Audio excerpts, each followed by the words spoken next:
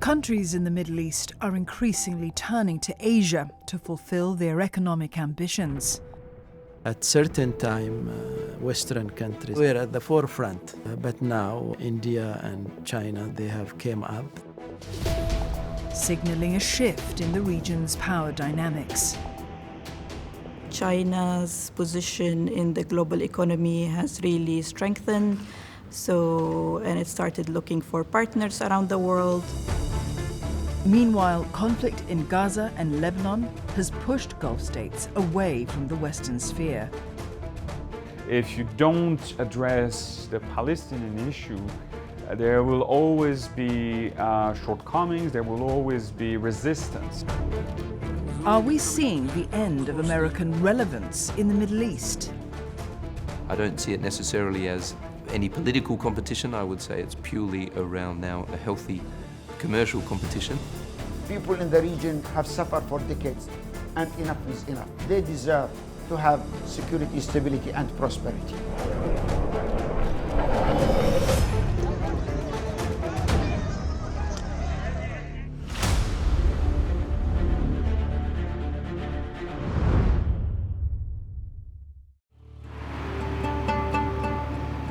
Here in the Al-Wusta Desert region of Oman, something revolutionary is taking shape. Foundations are being laid for a mega $3 billion refinery. When finished, it will produce green steel. Sustainable steel, produced with clean energy that emits very little carbon. Once ready in 2 years' time, this plant will produce 5 million metric tons of green steel per year. The project is led by Niraj Singh, who works for Vulcan Green Steel. Gas treatment area. In the carbonizing reaction, it reacts with the Fe and converts to Fe. Steel is something which is needed for every aspect of life. Be it rail, be it railways, be it airlines, be it shipping, be it manufacturing, white goods, automobiles, everywhere. So demand of steel is not going to go down. Vulcan Green Steel is part of the India-based Jindal Steel Group, a $25 billion industrial powerhouse. The 40-year-old company has already invested some $1.5 billion in steel development projects in Sohar, another port city in Oman. It's been touted as one of the biggest steel plants in the Gulf region. This area is going to be hub of energy, the green energy, the green power and the hydrogen. This is something which has attracted our management to come and have our foot on the ground. Jindal Steel Group's presence in the region highlights the broader trend. For decades, the United States was the dominant superpower in the Middle East. But now, the region has increasingly engaged with Asian countries, especially India and China. China and India are also emerging as great powers, economically also, and their military power is also developing proportionately. So they are also expanding their influence. So that is why they see themselves there in the Middle East. One area that has experienced strong growth is trade. The Gulf Cooperation Council, or GCC countries, trade with the Asian region surged by almost 35% in between 2021 to 2022. It's expected to reach over $750 billion by 2030. The GCC is made up of Bahrain, Kuwait, Qatar, Saudi Arabia, the United Arab Emirates, and of course, Oman. We want to better the life of our people. At certain time, Western countries and Western economies, they were at the forefront in the world, not just for us. Now, India and China, they have came up. They are taking a larger share of the world economy, and we have to tap in that. Why is the US seen to have taken a step back in the Middle East? The answer is oil. American disengagement from the region coincided with US weaning itself off Middle Eastern oil. In 2022, the US reached its highest levels of energy independence in 7 decades, largely driven by domestic production through fracking. Fracking is the process of opening shale rocks to access shale oil and gas deposits. We saw that with diversification of oil imports from other regions, and in particular from Africa. That's the first factor. But the second factor, which is not about geopolitics, about technology, is the shale gas exploration and how that actually led to this tremendous discovery of shale gas in the US and turned the US into a major energy supplier. So that the combination of those two factors indeed led to this decrease of reliance of the US on oil coming from the region. At the same time, after years of involvement in wars in Iraq and Afghanistan, America began to distance itself from conflicts in the Middle East during President Obama's term. For example, by largely remaining on the sidelines of the Syrian civil war. Clearly, the US has been tired, has been exhausted of the Middle East because of the war on terror and all the crises of the region. So let's say that starting from Obama, we've seen each of the presidents announcing that the US wants to reduce or wants to rethink its presence in the Middle East. The waning US influence paved the way for Asian powers to capitalize. China's bilateral trade with the Gulf Cooperation Council and Iran alone amounted to more than $300 billion in 2023. That's a 48% increase from 2019. With electronics, machines, vehicles and textiles among the top Chinese exports.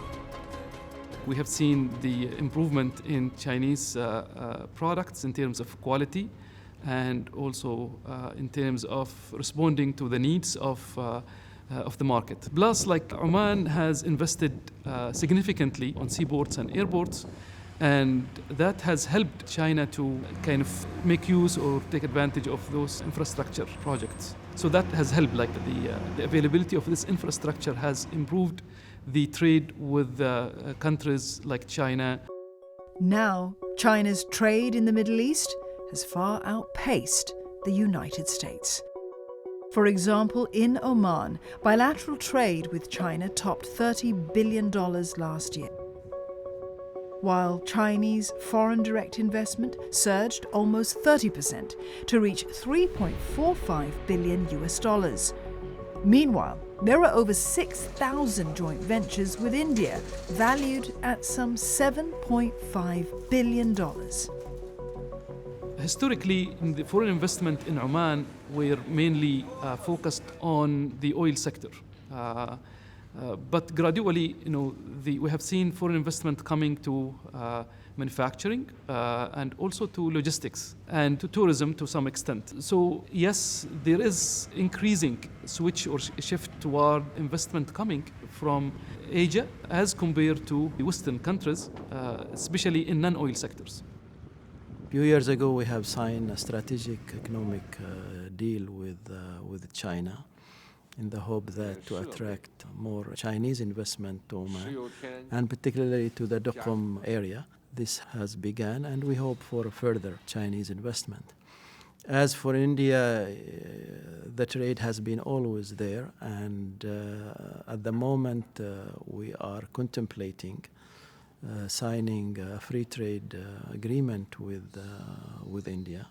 We are almost at the final stage of this agreement. Now they are trying to explore more and more markets, and wherever they have a good chance of growth. And with the government supports, if the government is trying to attract such kind of investment, that gives them an opportunity to come out and invest. It's a good thing. Here in Muscat, Oman's rich history is on display. Overlooking the Persian Gulf, Muscat was established as a port as early as the 1st century AD. It was an important stop in the ancient maritime Silk Route, welcoming traders from Europe, Africa, India, China, and Southeast Asia. This cultural diversity has served the country well. Today, Oman is known for being a quiet interlocutor, helping to negotiate the many conflicts in the region. Oman's approach is very diplomatic, and we like to welcome different political views, different cultural views. So I would say there is just more of a complementary role between all countries. So Oman doesn't prefer one partner on the other. We have open relations, good relations with all countries, including the US and China, India, Asia. But like many Middle Eastern countries, Oman is at a crossroads. As the oil and gas wells run dry and the world turns to clean energy, these nations must prepare for a post-fossil fuel future. Will Asia provide the key to economic diversification for the Middle East?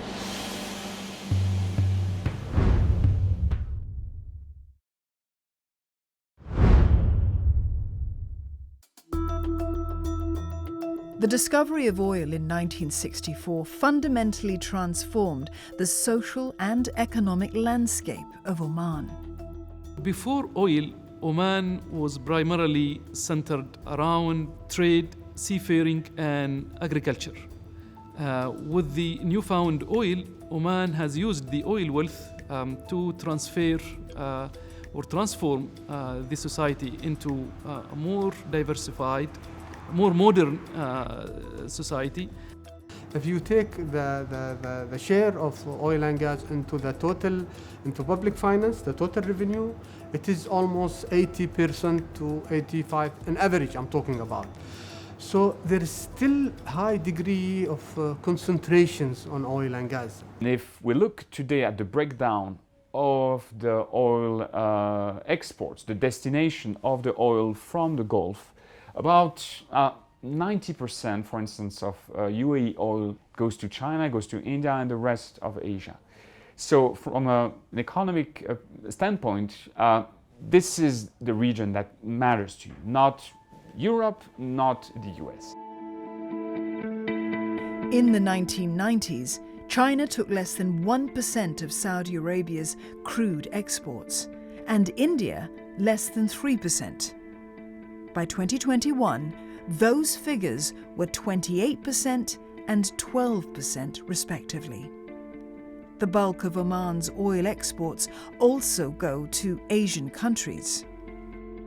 The energy intensity of these economies is very low, far below the developed economies of OECD countries, US, Europe, Australia, etc. So we're still seeing significant growth in energy demand, overall energy demand in these growing economies like China, India, and Africa. But the heavy dependence on one commodity is a double-edged sword. Countries like Oman are vulnerable to oil price shocks. In 2020, at the height of the COVID pandemic, demand for oil fell by more than 20%. First of all, the oil fluctuations, making the economic planning uncertain. And plus, the world is also moving toward new renewable energies away from the oil sector. So that would require the country to take important strides to move away from oil by investing in other sectors. The sharp fall in oil revenue led to a surge in public sector debt. As a result, the government had to reduce fuel subsidies and postpone several infrastructure projects to ease pressure on public finances at a time of low oil prices. In 2019, the World Bank estimated Oman's youth unemployment rate at 49%, though other estimates put it between 15 to 17%. So we need to found more opportunity, and definitely, as you might agree, that job creation, it's not necessarily to come from the government. So we need really to look to private sector to look more to strategic partnership and really to try to position ourselves as a part of this global supply chain. Oman's vulnerability to fluctuating oil demand and prices prompted the government to re-evaluate its economic future. In 2020, Oman introduced its 2040 vision. It's a comprehensive roadmap that aims to shift Oman's heavy reliance on hydrocarbons to expand the production and export base, as well as diversify trading partners by 2040. There is no such a successful economy that is basically only based on one kind of source of revenue, which is oil and gas. So I think the fact is 2040 is to stand alone away from oil and gas and making sure that we have a very well diversified economy. About 550 kilometers south of Muscat, what was once a fishing village has been transformed by this change. Rising out of the desert along the coast of the Arabian Sea lies Duqm.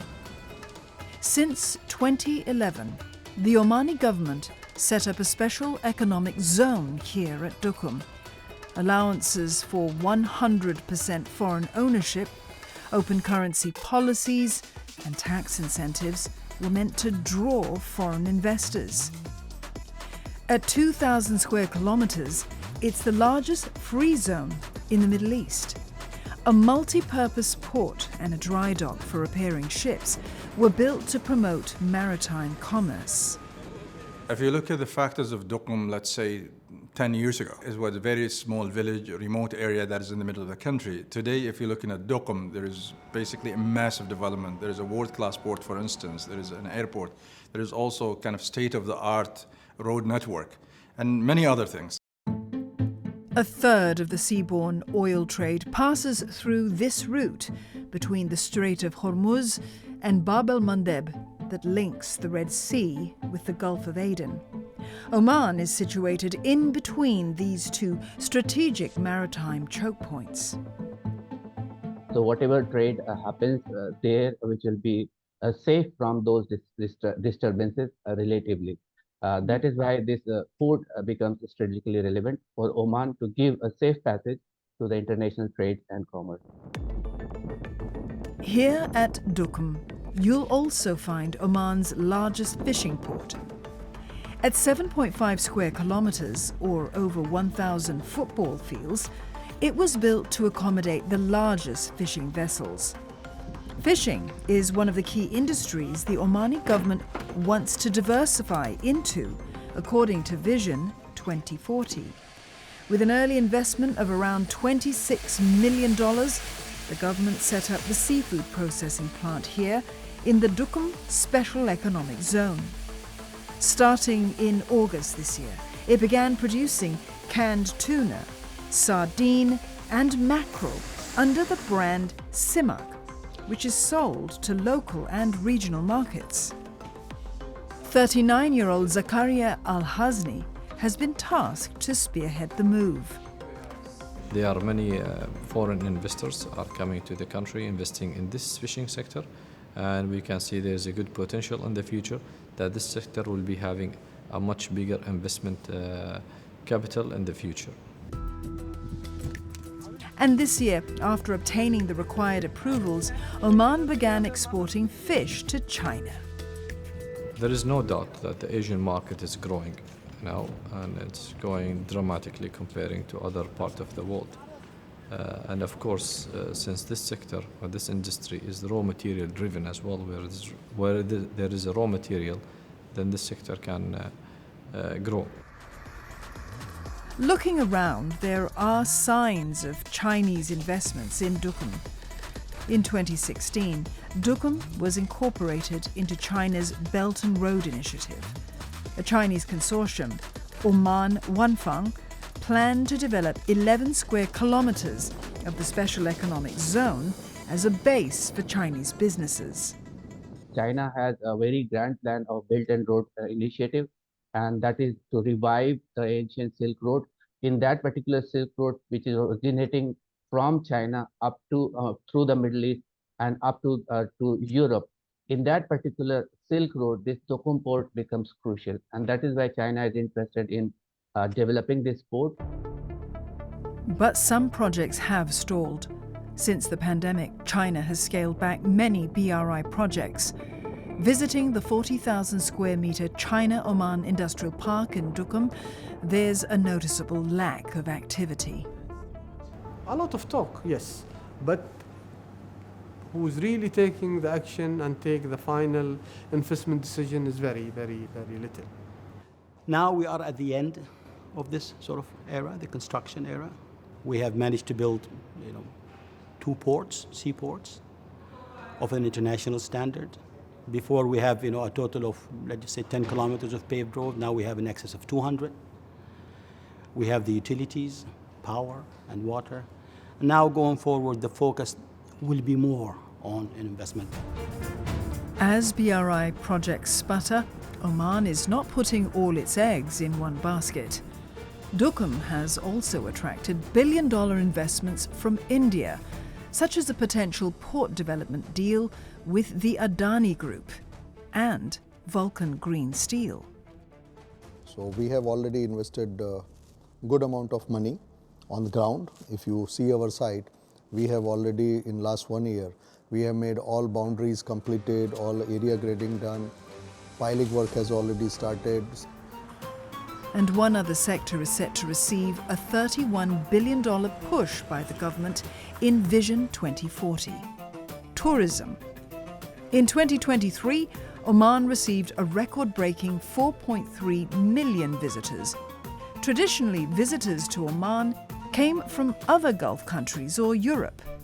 But in the last few years, India and China have emerged as significant markets. It is a sector that is viewed as one that is very critical in terms of economic diversification, employment, and the whole ecosystem is related to the national economy. It's our hope that we'll be able to, within the spectrum of 20 years from now, to see that tourism is becoming a major contributor to the national economy. Well, we are talking of 5% 2030 and around 10% 2040. It's a long way, and it needs a lot of hard work in order to get there, but we are determined. What is happening in Oman is a pattern seen throughout the Gulf states. The increasing importance of China, India, and the rest of Asia. Since we are all Asians, and I think there are some sort of understanding between each other, so which makes it more attractive for us to lure them to Oman, and I think it make us more viable for them to come to the Sultanate. But while the Gulf states see partnerships with other Asian economies as key to a post-oil future, why is the Gulf an important piece of China and India's own plans?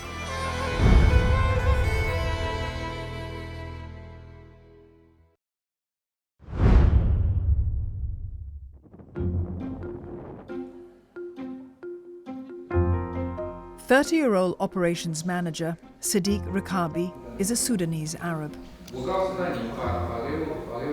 He's been living in Oman since he was 4, after his family emigrated from Africa in the late 90s. The IT engineering graduate has a rare skill.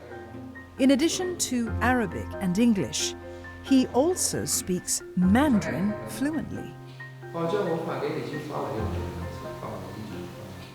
Learning Chinese gave me a privilege that most of the people right now are lacking, which is being able to communicate with all sorts of Chinese companies and Chinese organizations. Sadiq spent 4 years in China pursuing his university degree. He now works as an operations manager for a Chinese-based company called Building Materials Market Company. The company offers rental warehouse space for prospective investors and sells building materials manufactured in China. With his proficiency in Mandarin, Sadiq rose rapidly from assistant project manager to project engineer and ultimately to operations manager. I am able to reach a more wider industry of being more useful in a lot of situations, you know, when it comes to translation, coordinating, and understanding of the Chinese culture, Chinese way of doing business, and spending much time with Chinese. The fact that I speak 3 languages is enough to take you places, let alone knowing Chinese. Chinese language schools have gained popularity around the Middle East. This year, the Omani Ministry of Education announced that schools will stop the compulsory teaching of French and German while offering Mandarin classes. I heard that they will start teaching it in school in the next 2-3 years, but they're showing interest. I met a lot of people asking me to help them learn the language, you know. But to learn such a language, you need to be patient and you need to practice. Meanwhile, the Middle East is attracting workers from India.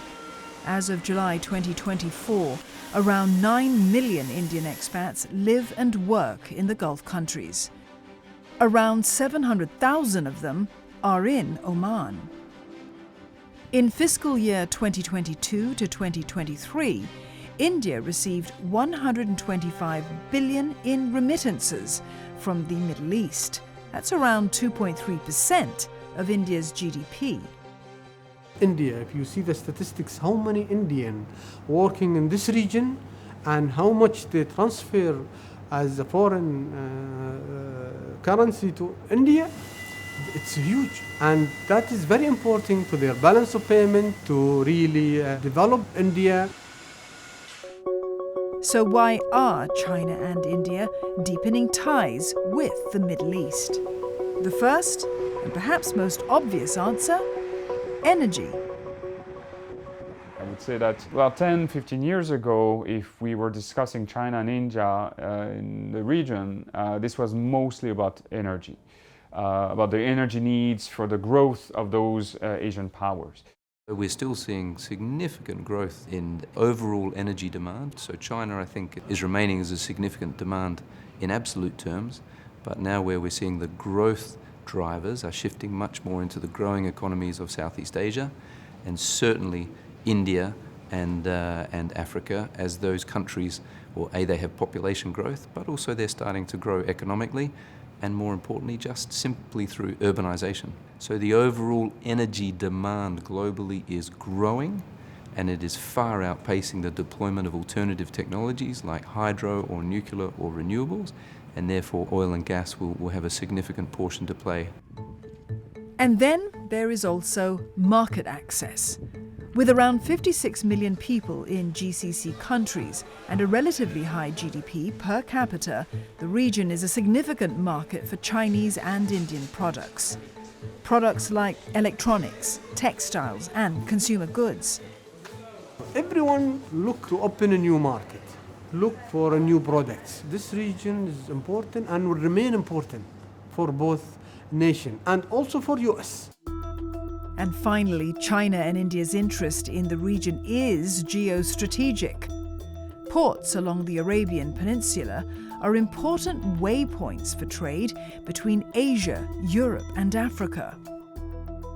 When we talk, for instance, about India, if you look at the geography, it is almost natural that India would consider the Arabian Peninsula or the Persian Gulf as one area of its own national interest. This is a region that opens directly on the Indian Ocean. There are a lot of interconnected issues when it comes to maritime security. When it comes to China, if you want to have stable maritime lane, when you're China and you want to access not just the Middle East market, but you want to access the African market, the European market, well, the Gulf is going to be an obvious hub. So you need to secure good relations. You need also to make sure that your ships are not in trouble, as we see at the moment with the crisis in the Red Sea. So I would say that all of that makes the Gulf or the Middle East a critical region. While the Americans still have the largest military presence in the region, both India and China are making inroads. In 2023, Beijing reportedly discussed building a military base in Oman. Meanwhile, the Indian military just concluded a joint exercise with their Omani counterparts in September. Beyond economics, there is increasing emphasis on security cooperation. 中国将继续坚定支持海合会国家维护自身安全，支持地区国家通过对话、协商化解分歧，构建海湾集体安全架构。 If you look at all the major evolutions in the international system, economic ties eventually lead to greater diplomatic ties and security commitments, security exchanges. But the problem is that these are countries that have had for decades now very close relations with the US. So it's very difficult to imagine that you can have both those great ties with the US militarily with this increasing Chinese presence also in sensitive domains. It's only becoming clear to me that how closely interwoven America's interests are with the successes of the Middle East. We will not walk away and leave a vacuum to be filled by China, Russia, or Iran. I think there is always some tension that will be ongoing between the US and China. Especially, it's been an ongoing political battle for hegemonic power, for setting themselves, each power, as the main hegemon in the international arena. So there might be concerns from the US side, but it's not a zero-sum game. So it's not if the US establishes itself in the region, then China does not have space, or if China establishes itself in the region, then the US wouldn't. We're here to welcome everybody in different manners, in different ties. For Oman's part, it maintains a position of neutrality. Its key foreign policies of moderation, diplomacy, and dialogue make it a useful partner for the superpowers. Oman worked tirelessly behind the scenes for the restoration of full diplomatic relations between two regional foes, Saudi Arabia and Iran, as part of a deal brokered by China. The agreement came after 7 years of hostility that had threatened the stability of the Gulf. It also played a key role in ending the civil war in Yemen between the Saudi-backed government and Houthi rebels supported by Iran.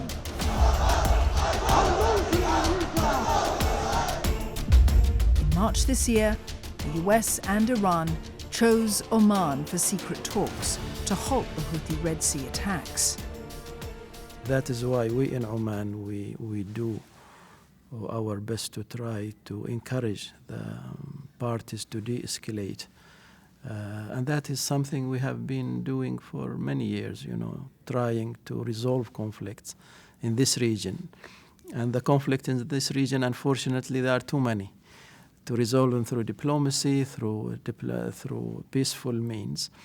And we are continuing to do that. In politics, you always need more friends than enemies. So have more friends, have more partners, have the stability that comes from good ties rather than having bad relations with any country. I mean, that's our foreign policy. We're very much focused on good ties with everyone. But there is trouble brewing in Oman's neighborhood. Could an expanding conflict force Oman and other Arab states to choose sides?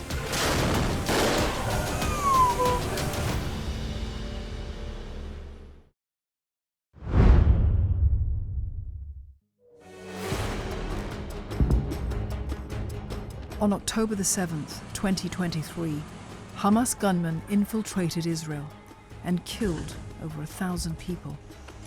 Israel retaliated with a brutal bombing and ground campaign in Gaza. Over 1 year on, the region remains engulfed in conflict. Tens of thousands of lives have been lost. Now, the war has spilled into Lebanon and Iran. Meanwhile, in retaliation against Israel, the Houthis of Yemen attacked ships in the Red Sea. Shipping disruptions have cost the global economy an estimated $1.5 trillion. While not directly involved in the war, Oman has felt the heat of conflict in its neighborhood. The devastating conflict, it was in Gaza, now it's in Lebanon, and it has affected the area. One cannot deny that. And it has affected, for some countries, the tourists coming to the region. It has affected also the maritime industry. And one way or another, Oman has been affected, but not to that large. And we are, encouraging our partners in the world, especially in the West, to rein in Israel, to de-escalate, so that this conflict does not affect our interests or the interest of the region. And as the war drags on, the United States, Israel's closest ally, is losing the support of Arab populations across the Middle East. Oman, like many other Arab states, condemned Israel. مطالبة أكيدة ودعوة لضرورة إنهاء العمليات العسكرية والعنف الإسرائيلي الموجه حاليا ضد الفلسطينيين في غزة، وهناك مساعي سنستمر في بذلها وفي المطالبة بهذا المد حقيقة الإجرامي نعتبره لإسرائيل. The US has been unconditionally supporting Israel, and as a result, it will go against some of the national interests of Arab countries, and it will go against, let's say, the Arab sense of solidarity for the Palestinians. In one study of Arab states, only 7% of Arabs believe America has a positive role in the war. By contrast, a much higher percentage of them believe that China has a positive role in the conflict. Generally speaking, I think the Chinese policy so far with the war in Gaza has been very restrained, and I think it's on purpose, and the polls suggest that it's working. I think China is considering that it's better to leave the US burn its own credibility, its own credentials in the region, that more and more you have very deep anger from the Arab public opinion towards the US for its support to Israel. And as a result, almost by default, when those same Arab public opinion look at China, they consider, well, this is a country that is not interfering, is not involved in the conflict, so it may play a more constructive role. Surveys show that young Arabs in particular are more likely to see China as an ally.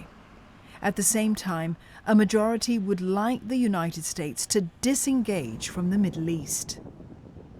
China is not getting involved directly in any of the conflicts in the region and international. So that would give kind of a leverage to Oman to increase its ties with China as compared to other countries. However, while it has taken a back seat in some ways, the US is still the dominant power in the region. It remains the largest source of foreign direct investment in the Middle East, and though diminished, it retains a sizable military presence. So far as United States private companies are concerned, these have maintained a very dynamic role here.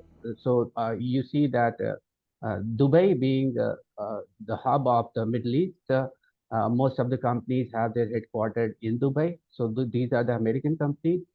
So far as the business and trade is concerned, this is there. China doesn't really have the capabilities to replace the Americans, and I don't think China is even considering, is even contemplating replacing the Americans.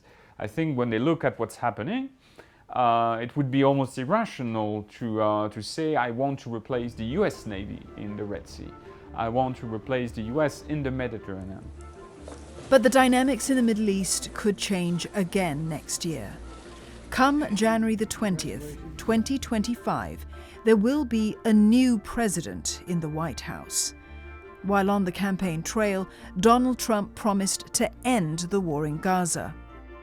I want to see the Middle East get back to peace, and real peace, but a peace that's going to be a lasting peace, and that's going to happen. President-elect Trump has a history of support for Israel. He's expected to nominate Senator Marco Rubio to the position of Secretary of State. Senator Rubio is strongly pro-Israel.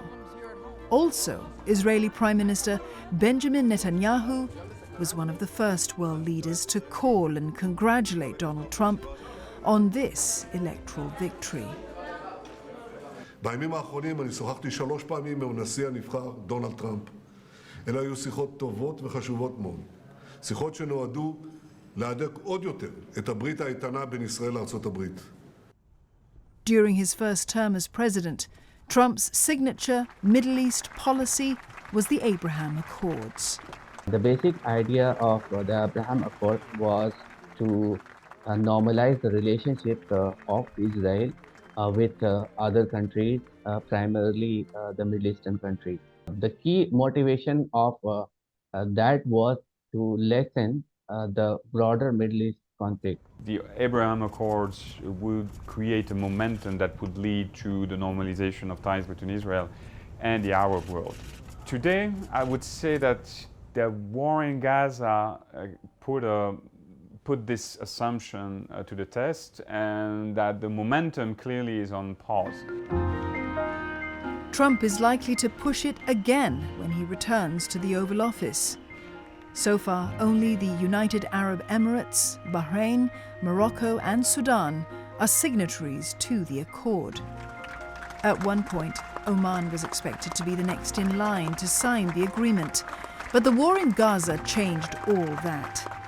After October the 7th, Oman's parliament instead voted to criminalize any relations or interactions with Israel. The war in Gaza was a clear reminder that no matter how ambitious you are with regards to regional arrangements in the Middle East, if you don't address the Palestinian issue, there will always be shortcomings, there will always be resistance to all those regional initiatives. But in the states that have signed the Abraham Accords, some, like UAE parliamentarian Dr. Al-Nuaimi, hold out hope that it can be an eventual pathway to peace. Abraham Accord, we see it as a platform to transform the region, that to be a peaceful region where everyone will enjoy security, stability and prosperity, Israeli, Palestinian and others. This is what we are working on, this is what we believe in, this is what we urge all the power in the region and in the international community to help us accomplish that. Known for his unpredictability, President-elect Trump's Middle East policy should become clearer in the next few months. For now, the relationship between the US and the Gulf nations remains strong. Oman still permits the US Army to use its military facilities at Masira Island, about 400 kilometers south of the capital, Muscat. The two countries also hold regular military exercises.